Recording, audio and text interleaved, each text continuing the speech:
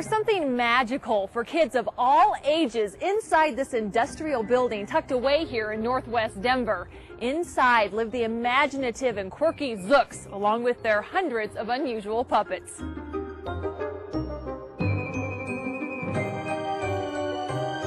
Puppeteer Annie Zook and her husband Dave refurbished the 4,000 square foot building as the site for not only their home and offices, but for Annie's dream, the Denver Puppet Theater. But Annie's theater isn't just a puppet theater. It's an unusual, interactive adventure that starts when you enter the magical courtyard.